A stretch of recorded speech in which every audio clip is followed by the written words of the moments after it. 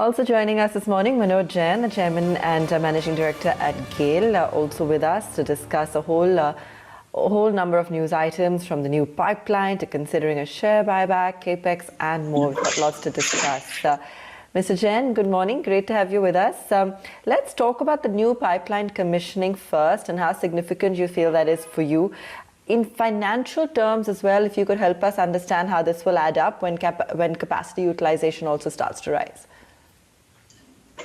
Yeah, good morning. As you rightly pointed out, the new pipelines are the backbone for GAIL's business, and some of the pipelines which were long pending are also now coming to the end, and now we are getting the fruits of those long efforts. So definitely one of the pipeline which this month Honorable Prime Minister has inaugurated, as also we have started consumers taking gas across that pipeline in Mangalore, Kochi, Mangalore.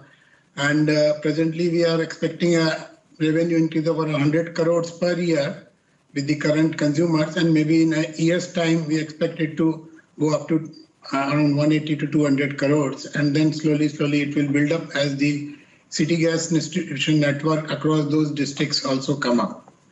Similarly, we are also working on this Eastern India pipeline, and some of the sections will be soon commissioned, and the remaining will be also commissioned during this year. And here again we expect that out of the 3 big fertilizer plants, 2 fertilizer plants will definitely come this year, and third will also have their pre-commissioning activities. So that all is going to be a significant number in terms of volumes. You can think that the new pipelines, maybe by the year end of 2021, we may have another 5 to 6 MMSCMD of volume flows increasing because of this Eastern India pipeline, and around 1 to 1.5 million standard cubic meters per day increasing due to this Kochi pipeline. Similarly, we are also working for Mumbai-Nagpur Jharsuguda pipeline, and that pipeline we expect that may come up in 22 up to Nagpur, and some of the volumes may come up to around 2 MMSCMD in 2022.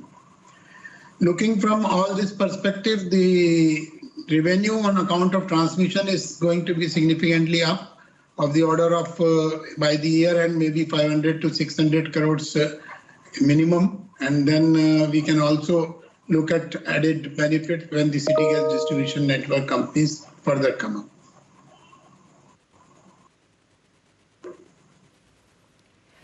Okay, in terms of your clients, who are all the companies which will be key beneficiaries, and which are the regions as well, with the CGD network that will be using this pipeline?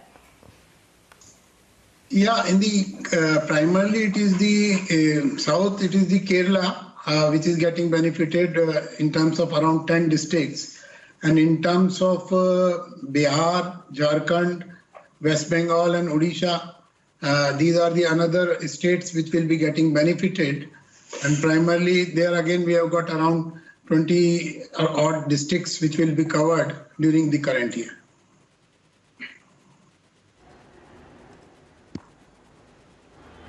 Right. Mr. Jain, is there an upward bias? There is an upward bias rather that we're seeing in gas prices as crude oil prices have risen quite sharply. Now Brent are close to $55 a barrel. If indeed this situation continues, how will it help you financially? Yeah, financially 50 to 55 crude is a good sign for us because it gives us a balanced portfolio, and in any case, since we have a large portfolio and it can link to different indices, so as far as the long-term volumes are concerned, we are also having crude-linked volumes as well as HH-linked volumes.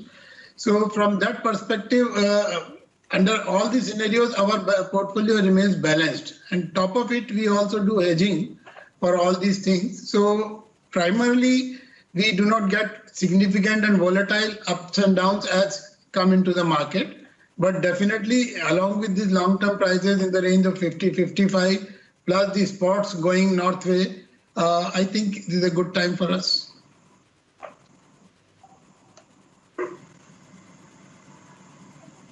And your last capex plans totaled about 5,400 crores in FY21. And now the oil minister has been saying that the sector is going to lead when it comes to capex in the country. And there's going to be a big focus on gas infrastructure. So what is your future capex plans? Have you got any ballpark figure lined up? Yeah, I can tell you that we have got the projects worth around rupees 1 lakh crore, which are on hand with GAIL and its subsidiary and its joint ventures. Out of this, around 40,000 crore is GAIL alone will be spending on its pipelines in next 5 years. Similarly, we have also this petrochemical plant coming up in Maharashtra, where we will be spending around 9,000 crore in next 3 to 4 years. And in the CGD network itself, our joint ventures and subsidiaries, they will be almost 40 to 45,000 crores spending in next 5 years, out of which our subsidiary GAIL Gas alone will be spending around 15,000 crores in next 5 years. So this is a long pipeline of projects, and we feel that the only hurdle is the convincing the people on the ground for this cross-country pipelines. That is the only obstacle for which we are making everybody aware about this.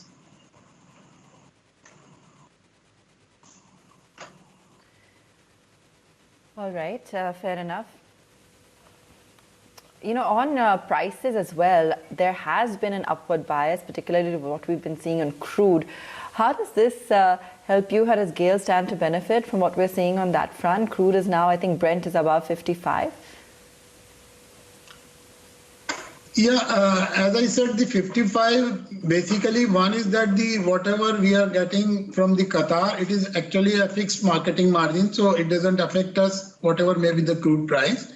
But for the other gases which we buy from Russia and US, in Russia directly it's again a crude link price, so we don't have much upside, but definitely it is a safe bet. From the US side, anything above 50 to 55, it becomes positive for us.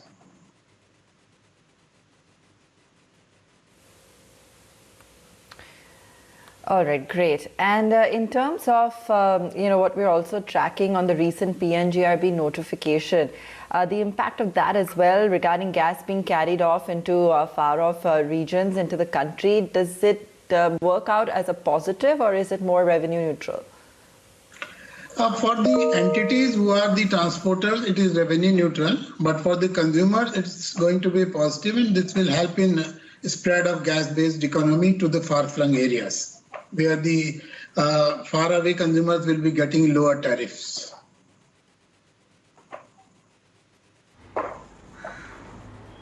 Okay. And what about your other businesses like Petchem, gas marketing? How are you seeing your fundamentals looking here? Yeah, fundamentals have improved significantly, and there is a complete sea change with respect to June-July situation, and now Petchem, we are looking now in the positive arena, and also the marketing, as you know, that the spot prices were below $2 at that point of time in June-July. Now it is plus $20+. So that's the significant upside from both the fronts.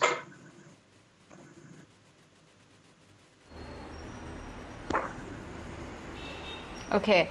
And what about the volumes when it comes to your gas trading? Can you just can you confirm whether you have fully recovered to the pre-COVID levels? I know you're hesitant to actually, relay the numbers.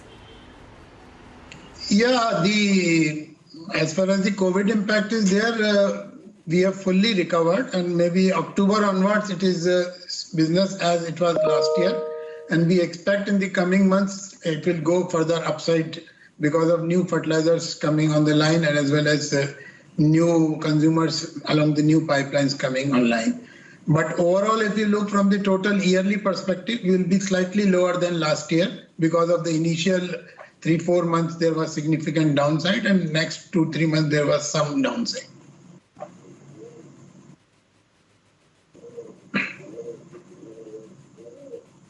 Last one totaled about 5,400 crores. That's in FY21. And now we've got the oil minister saying sector will lead big in capex in the country. A lot of focus on gas infrastructure. So what do you anticipate the capex will look like for FY22? Yeah, presently we are already planned for more than around 7,000 crore, and we are also making trying to make up for significant more upside, and we expect that will be much more than 7,000. Okay, and on the buyback as well, how's your cash equivalent on the book, the latest number as well as receivables? Yeah, cash position is good because our debt equity ratio is very comfortable. It is 0.12 is there, and further details probably, as you know, we cannot divulge much about that at this stage because we'll be taking up this proposal in our board meeting on 15th.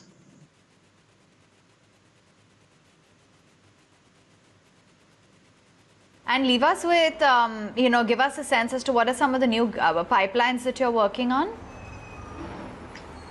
Yeah, the new pipelines, as I told you, one is the southern pipeline, the remaining section between Kerala to connecting the Bangalore part. We are working on that part through Tamil Nadu as well as Karnataka. And in the western side, we are working Mumbai to Nagpur, and Nagpur we will be connecting to Jharsuguda in the Odisha. And the third pipeline, which is we are also working on, is the Jagdishpur, Haldia, Bokaro, Dhamra, Pradhan Mantri, Urja Ganga. That we expect that we will be significant part will be completing this during this year, and we'll reach up to Guwahati, maybe by FY22.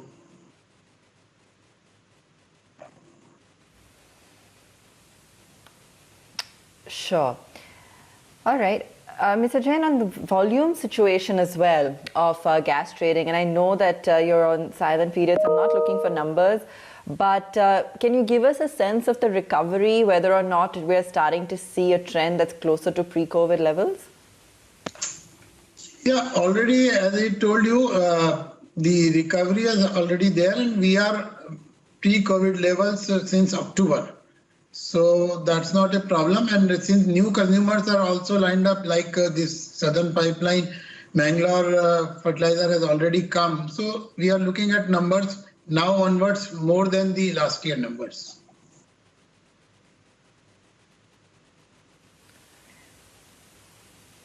Okay. And on the other businesses, petchem, gas marketing, how are the fundamentals shaping up there? Those are going to be better than in the COVID time, because now the price expectation for petchem is better, and similarly for marketing, both the spot numbers are also significantly higher as compared to pre-COVID levels. So these are positives for GAIL.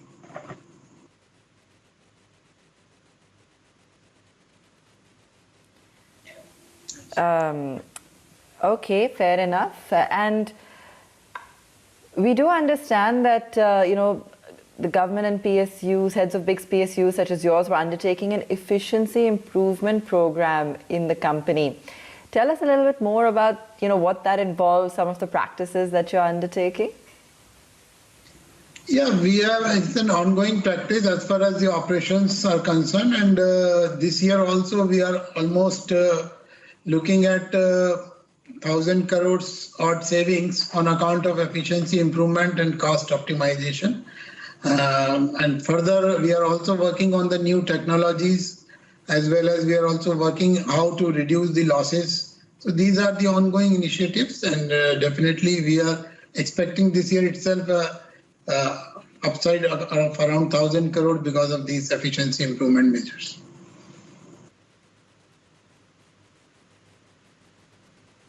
And can you just give us a sense as to how you've looked at the overall sector, with the COVID challenges that the sector has faced, how the companies have managed to overcome that, and now what the long-term road looks like ahead for the sector as a whole? Yeah, the gas sector is the sunrise sector as far as India is concerned, and because of the government's policies and initiatives, they are now a target of bringing the gas share into primary energy basket from 6% to 15% by 2030. That's a huge task, and we all are gearing towards that, and the policies are also being aligned towards that. So it's going to be a very significant upside from the gas sector.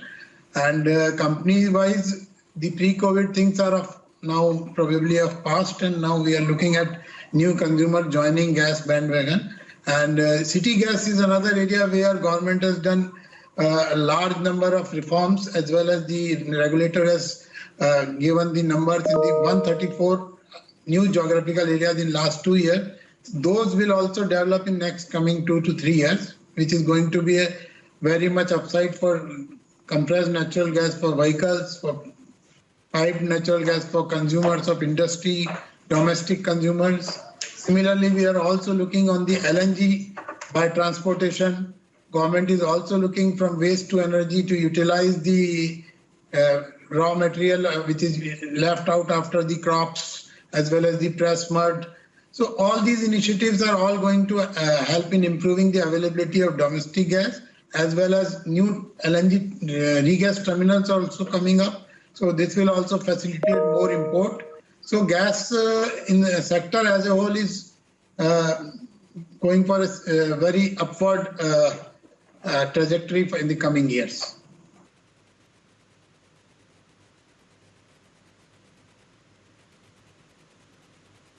Mr. Jha, which you feel have been seeing some, robust performance, or have been starting to look up, or any new trends that you can just signal to us in terms of how you see things evolving this year?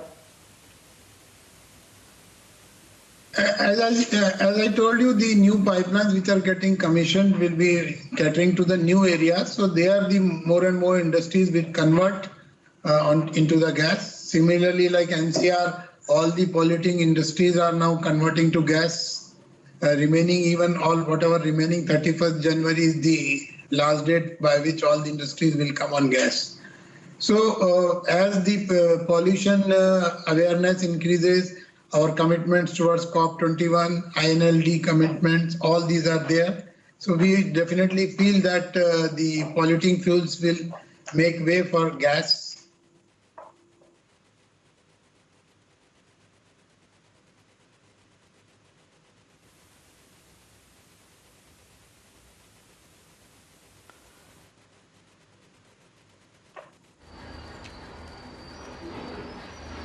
Right. Can you also just give us a sense as to what are some of the other pipelines that you have planned in terms of your overall capex, and what exactly is on the cards? Yeah, as I told you, in the next 5 years, we are looking around 40,000 crore capex on pipelines itself. And I can give you the names of these pipelines, which are this Pradhan Mantri Urja Ganga Balance Part, Vijaypur Auraiya Pipeline, Barauni Guwahati Pipeline, Kochi Kottanad Bangalore Pipeline, then Mumbai Nagpur Jharsuguda Pipeline. Similarly, we have got many small spur lines connecting to the consumers. We are also connecting to various refineries. So these are a long list of pipelines which are already planned, and some of them have been won by us through the regulator. And we have also put an expression of interest in the Andhra from Kakinada to Nellore pipeline.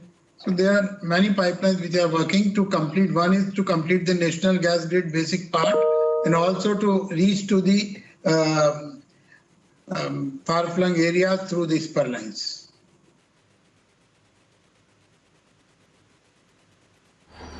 Thank you. We'll let you go on that note. Mr. Jain, appreciate your time. Thanks very much for giving us a sense as to, what the pipeline means for the company, the strategic boost, as well as your capex plans and the uptick in gas prices and what it means.